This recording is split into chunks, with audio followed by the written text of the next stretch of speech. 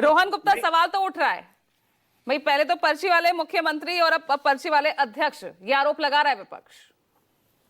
देखिए, पहले तो नितिन नवीन जी को मैं हार्दिक बधाई दूंगा, क्योंकि बिहार में काफी क्लोजली उनसे काम किया, उनका तरीका देखा, जिस प्रकार से छत्तीसगढ़ में एक उन्होंने अपना एक कीर्तिमान स्थापित किया, एक कम्युनिकेशन के द्वारा, एक मैसेज के द्वारा पूरे देश में अपनी छवि बनाई कि एक छत्तीसगढ़ जो कांग्रेस के हाथ से पूरा ये लग रहा था कि नहीं जीतेगा, और उनका बहुत बड़ा रोल रहा। तो उनको मैं मेरी शुभकामनाएं। अभी मेरे साथी समाजवादी पार्टी के जब बात कर रहे थे, तब उन्होंने गृह मंत्री जी की बात करी। तब जब गृह मंत्री ने कहा कि 25 साल के आपके अध्यक्ष के लिए शुभकामनाएं, तो ये समझे नहीं मैसेज, क्योंकि वहां चुनाव हो ना हो अध्यक्ष तय होता है, क्योंकि वो तो उसमें कोई प्रक्रिया, फिर वोट चोरी की बात ये लोग करते हैं।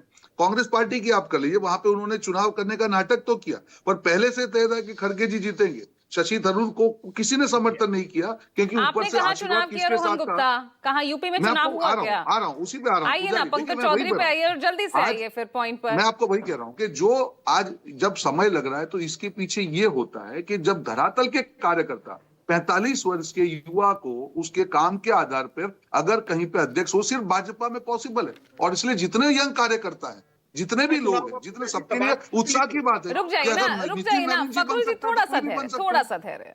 हाँ रोहन जी, नितिन नवीन जी अगर बन सकते हैं, तो कोई भी भाजपा का कार्यकर्ता जो दिन रात काम करेगा। नहीं, चुनाव की कौन सी प्रक्रिया हुई ना रोहन जी, ये सवाल, इस सवाल का जवाब दीजिए। पंकज चौधरी को चुनने में आपने कौन सी चुनावी प्रक्रिया का पालन किया? आपने यहाँ नितिन नवीन को चुनने में कौन सी चुनावी प्रक्रिया का पालन किया? चलो अभी तो कार्यकारी अध्यक्ष हैं।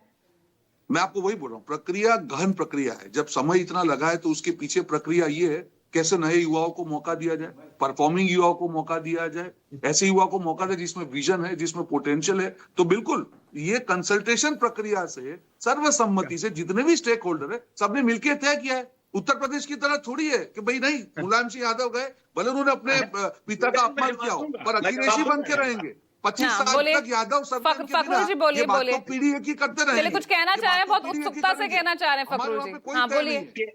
देखिए, आपने रोहन जी को सुन के ये बात तो तय हो गई कि कोई चुनावी प्रक्रिया नहीं हुई। एक नॉमिनेशन के बाद दूसरा नॉमिनेशन करने का नाटक भी नहीं किया इन्होंने, कोई नाटक भी नहीं। तो यादव के बिना बन ही नहीं सकता है कोई। भाई साहब जवाब दे रहे हैं, एक बार सवाल तो सुन लीजिए रोहन, फिर बोलिएगा। हाँ जवाब दे रहे हैं। हमारे यहाँ तो नरेश उत्तम पटेल इससे पहले प्रदेश अध्यक्ष थे, उसके बाद श्यामलाल पाल जी प्रदेश अध्यक्ष हैं, और कोई भी कार्यकर्ता वो प्रदेश अध्यक्ष हो सकता है। और हम समझते हैं आदरणीय अखिलेश यादव जी के होते हुए या ऐसे नेतृत्व के होते हुए किसी भी दूसरे राष्ट्रीय अध्यक्ष की जरूरत नहीं है जिनके नेतृत्व में। क्या आप प्रधानमंत्री बनना चाहते हैं रोहन जी? नहीं, हंसिए नहीं। क्या मोदी जी को हटा के आप प्रधानमंत्री बनना चाहते हैं? नहीं, बिल्कुल, जब मौका पार्टी करेगी करेंगे, आप बन सकते हैं।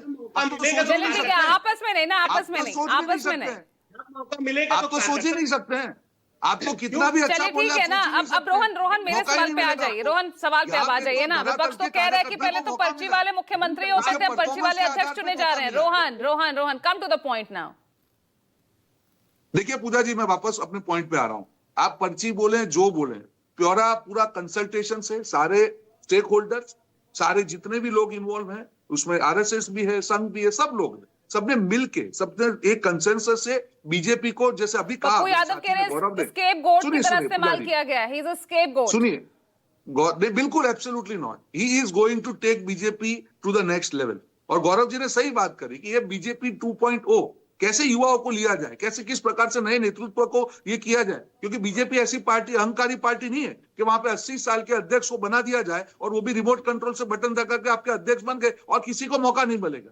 कांग्रेस पार्टी को मैंने बहुत क्लोजली देखा है पूजा जी, 6 के 7 चेयर जो होती है, कुर्सियां, वो तग लगी हुई होती है। लेकिन चुनावी प्रक्रिया तो देखना, इस बार खड़गे जी चुने गए, कम से कम चुनावी प्रक्रिया का तो पालन होता ही है ना। देखिए, मैं